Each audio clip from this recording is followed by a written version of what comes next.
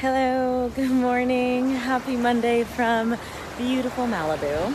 I wanted to jump on really quickly and talk about intention setting. It's the first day of the month, it's also Monday, and I think a lot of people like to use the first of something, whether it's the week, the month, or the year, to set intentions.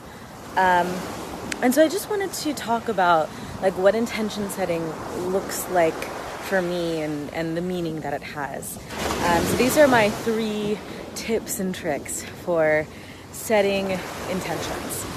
So the first thing that I would say is that an intention is different than a goal. An intention I frame in my mind as a way of being or how I want to show up in the world. It has more to do with a quality of human as opposed to a specific goal. Like I want to run a marathon or I want to publish a novel.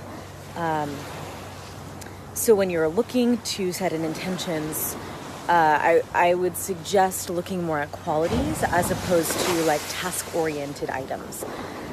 The second thing that I do when setting an intention is I take a moment, maybe 5-10 minutes, to journal about that particular quality and how it can show up in my life, or all of the different aspects of my life, and how I can be, for example, more compassionate if my overall intention is to cultivate compassion. How can I be more compassionate in my interpersonal relationships? How can I be more compassionate in my job?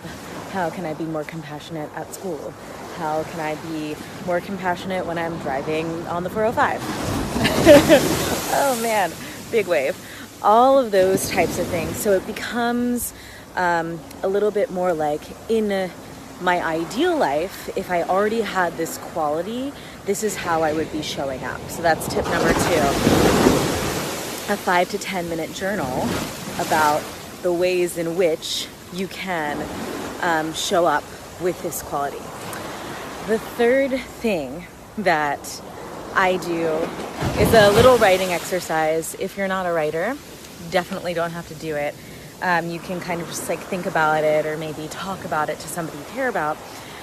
But the third thing is, what are the obstacles, the habits that I have, the patterns in my world, maybe even sometimes the relationships that are preventing me from fully embodying this quality.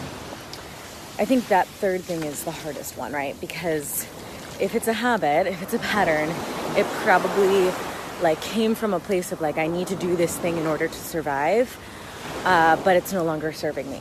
And even though intellectually we can understand that pattern isn't serving us anymore, it's hard to rid ourselves of it, because there's still a part of us that's I need to cling on to this to stay alive.